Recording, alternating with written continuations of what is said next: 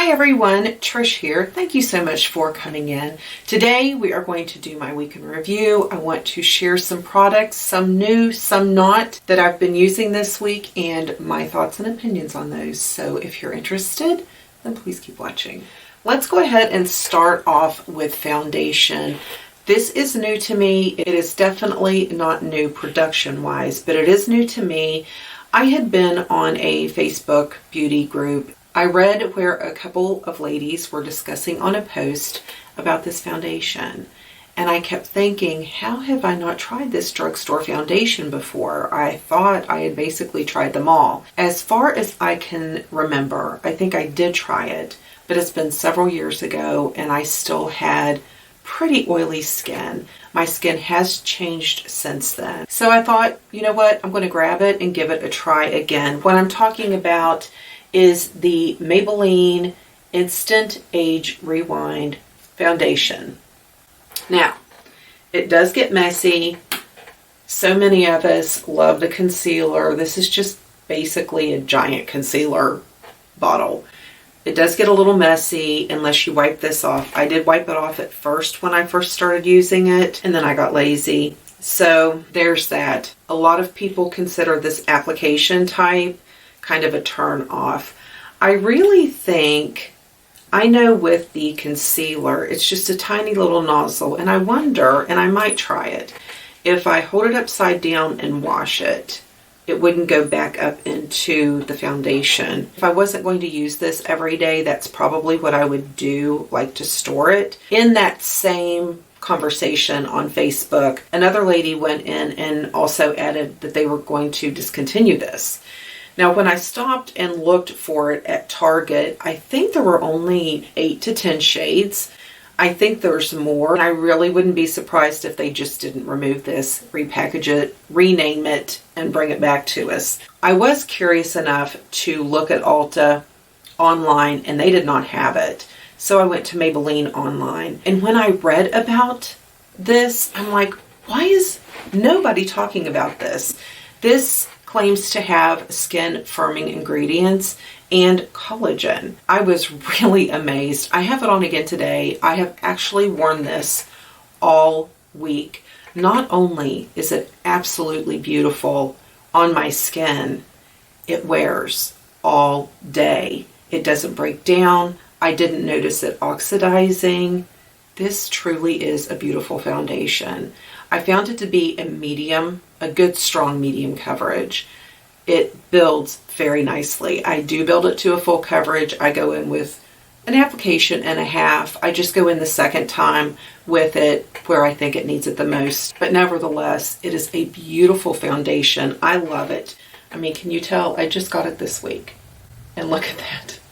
I've really put a hurting on it. The one that I'm wearing is 300 in medium. Is it medium beige? Yes, medium beige 300. They haven't clearanced it or anything, and it is still on the Maybelline website, so I don't know if they're going to discontinue it or not.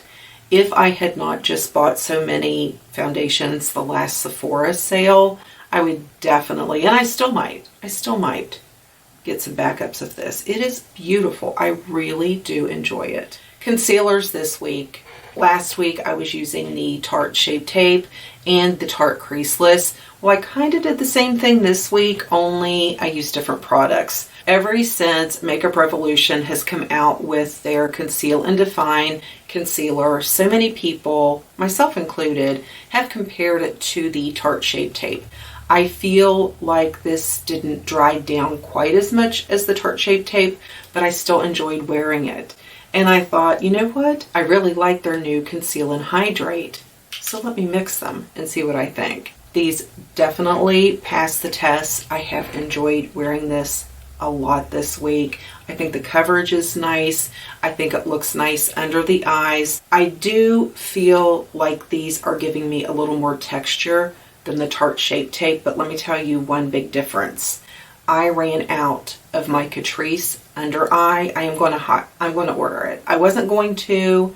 I was going to finish using this. I know so many people swear by this, the Smashbox, and it is really good. I have enjoyed it.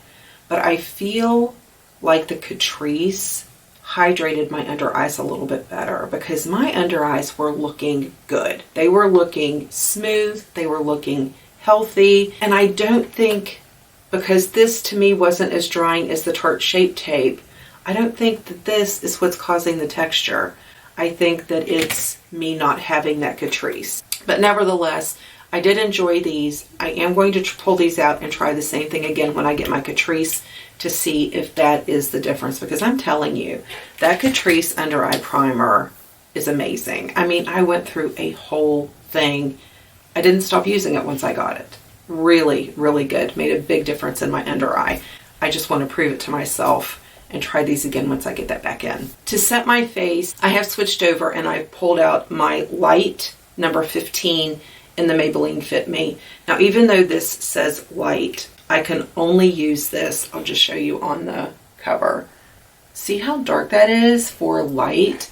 Now, fair is what I normally use. Let me pull one out here. That's a huge difference. That's a huge difference. I enjoy these so much. These are good powders. They rival with some high-end powders that I have. For bronzers, I tried to pull this guy out from Makeup Revolution Rock On World, and this, here it is. This had such a high sheen. It would, that would be like a blush. Yeah, this failed epically as a bronzer for me. But the Glam Bronze in Megastar from Morphe, I've been using this all week. I know it doesn't look like I've touched it. I promise you I have it on today. But it is gorgeous. It blends into your skin so pretty. The coloring of it is just a really pretty bronzer. It really is. And on days that I was doing my makeup really quick and wanted to use a cream bronzer, this one from Wet n Wild, I'm telling you, it is my go-to. It is Where's Walnut.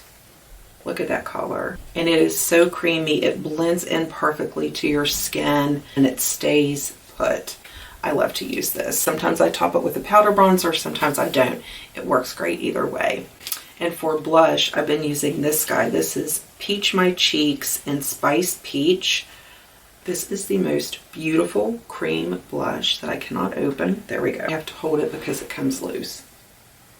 But nevertheless, it is a beautiful cream blush. I think that if you didn't want to set it with powder, it would still hold its own all day and be beautiful. For powder blushes, I've been using these from Milani. I can't open anything today. I've either been using Coral Beams or Berry Rays. I've been using the Collab liquid lipstick in I'm Nude Here. This is the applicator that you have. This is what I have on my lips today. And then I'm topping it with Barefoot from Maybelline, or just a little bit of a gloss, but not too much. They work really well together. You can put a gloss on these Collab lipsticks and it does not mess with them at all. And let's finish off with eyes. I have been using these all week. I love these so much. I use the Lashcraft Lash Primer from Sephora. It's dirty because I use it all the time.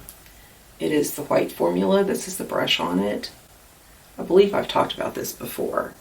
I enjoy this one as much as I enjoy the Essence, but the Essence is less expensive. The Lashcraft Big Volume. I have cut wearing false lashes in a fraction when I started using this. This is so good. This rivals right up there with Toddy's favorite from Collab. This is gorgeous. I love this mascara. I'm going to get a couple more during the Sephora sale. And this is the Length and Volume from Lashcraft. I like this one for my lower lashes because the brush is so much smaller. It has more of a space in between the bristles, and I feel like it really combs out my lower lashes nicely. I didn't like it on my top lashes, but I do like it on my lower lashes. And then for eyeshadow palettes, I have been using this one. This is the Fierce from the Wild Animal palette collection from Makeup Revolution. This is what I have on my eyes today. I think this is what they call their new buttery shadow formula. And I will say, that y'all know I go in with a fluffy brush and do my transition, and then I do this and I do that. That does not work for me with this palette.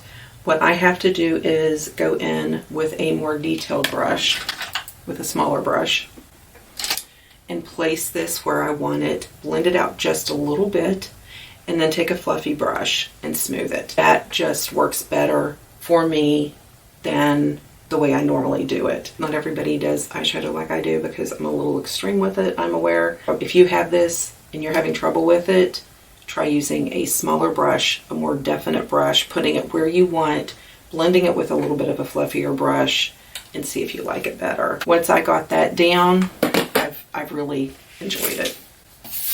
And then this from Alexis Stone. This is a wow factor.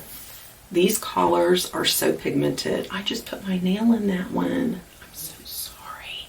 They are all matte, but they blend so nicely together. They work together. I did a purple eye. Let me tell you, it was a purple eye. Really nice. If you enjoy doing colors or want to get something, like somebody had said this gives them Viseart vibes. Very, very true. It does.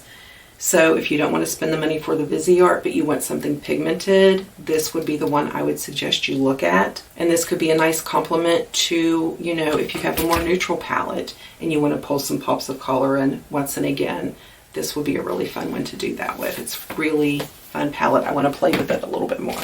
And that's it. That was basically my week in review. It's been a very bittersweet week. My daughter did have her quarterly MRI scan, and thank you, Lord, she got a clear scan again. We are so thankful for that. I cannot even express it. On the other hand, a dear friend of ours, somebody that I absolutely treasure her, she is the sweetest lady, Marlene, suffered a traumatic loss in her family. I know that it's well known by now, and I hope that you all are doing as I am and lifting her up in your prayers and your thoughts and sending her good energy and just letting her know that we are here and we love her and we will hold her up and help her be strong as long as she needs us to. That is the one thing about our community. I know beauty communities have such bad names and negative opinions when you think of them.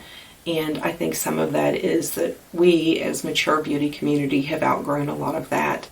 When one of us has a need, we all stand together and stand strong for that person. I wish more people recognize that the mature beauty community knows how to do it, knows how to support other women, not just ourselves.